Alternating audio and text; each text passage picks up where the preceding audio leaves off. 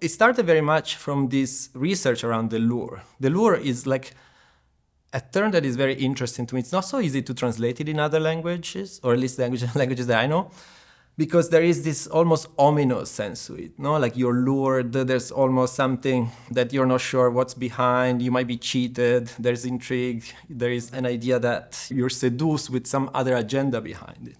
There are images that, of course, are connected to certain desires and have been exploited in attention economies or even reaction economies, have you seen? Some give us like pleasure, for example. So they kind of give us comfort. So we go to the screen to find some sort of like even peace, if you want. And then, of course, we have a lot of like political and social agendas, I would say, or uses, or even weaponization of these seductive powers, right? So we see it, use it in political propaganda. We saw it in creating identities of masculinities, like in the examples in the show. We see it, of course, with both the male and the female body in different works in the show. We see it on dating apps. We see it in so many different places in which these online images exist and circulate. I wonder what Boaz is thinking about this. I think the exhibition generally captures kind of both sides of the coin of the lure, both the darkness and the way these platforms operate, which we are increasingly aware is often quite destructive and extractive and violent, but also ways by which this can be resisted against or maybe diverted, micro communities which are important within this ecosystem, which thrive. And the way by which images capture our attention and then also restructure how we look at the world, how we see the world, how we feel about the events around us is very important. It's kind of defining our social fabric. So I think The Lure is a show which manages to capture itself something which is very essential to how we interact with one another, to how we interact with the world around us. We started from many phenomena that are vernacular, that exist online, clickbaits, rage baits, all of these different things that are not necessarily artistic. And then we worked with artists who reflect on these themes or explore these topics in their practice. Some of the works were actually commissions. Other artworks, of course, were existing artworks, and it's something that we've encountered from many different places. We have photographers, and then we also have media artists. We have different positions that also come from different perspectives and backgrounds who look at this notion of the lure of the image from, very, very different places. We have artists working with Tinder. That is maybe one of the most obvious one because there's seduction that is inherent in this idea of a romantic relationship online. But then, of course, there are other ones like these conspiracy theories and these low-res images that are at the center of Ellie Wyatt's work. And I love that work and that example because when you think of the lure of the image, when you think of a seductive image, or at least I think always of this like super glossy fashion advertisement, but actually we've seen that one of the most efficient and one of the most powerful way of luring people is low-res images of, UFOs and monsters. Like this conspiracy theory thrives on low resolution, on lack of information. Then we have, this idea of ASMRs and all of these phenomena in connection to this idea of comfort, right? Like we are seduced by mukbang, right? Watching people eat. We were seduced by people whispering on these videos. Another example that is also interesting is the one of Joy Riminaya, which is a Dominican-American artist who looks at the way in which Dominican women are objectified through Google's image search. So even that is something that it feels very subconscious because, we use Google image search almost like we think it's an objective index, right? But there are a lot of like politics and bias inside these engines and these algorithms. I could go on, but just go see the show.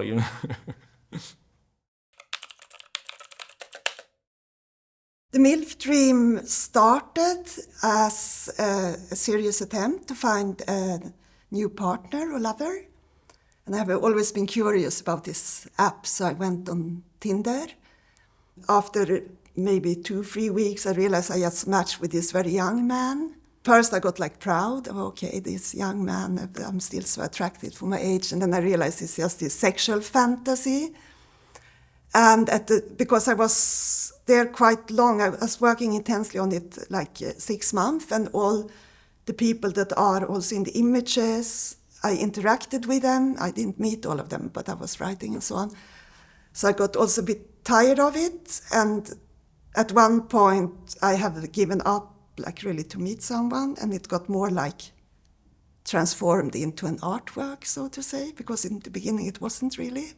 When I was there so long, I saw like this certain gesture coming repeatedly, like that was in the beginning. I didn't really realize it, because then I thought, oh, that's a nice picture. But then you see it like 100 times more, and then you realize that's a pattern, like in there, like.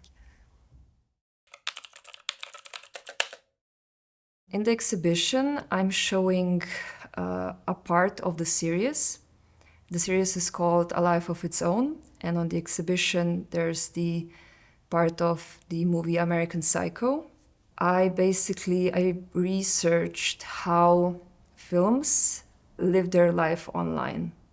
So I chose 3 films: American Psycho, The Matrix, and The Lord of the Rings, The Fellowship of the Ring, because I saw that they were extremely relevant in online discourse, and just how much they were being like repurposed, memified, and just talked about on the internet.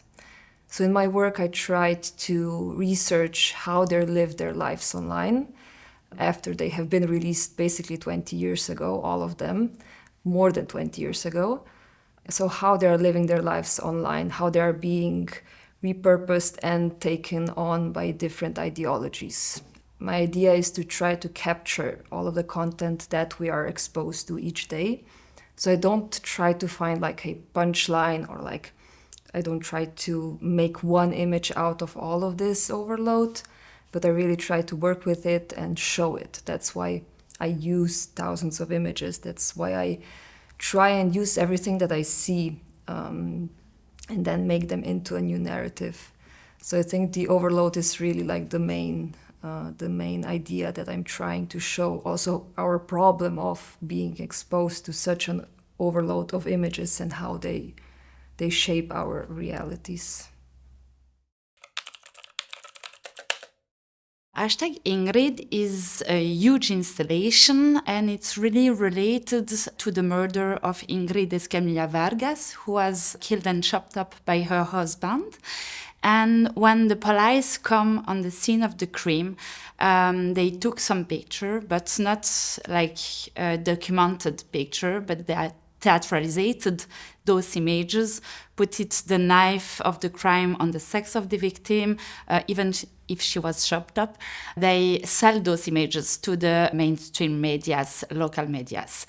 And at that time, the push a collective movement on Twitter and on all social media after that, with the #Ingrid Escamilla Vargas, proposing to share some beautiful pictures to address the algorithm and make invisibility of those horrific pictures of the victim.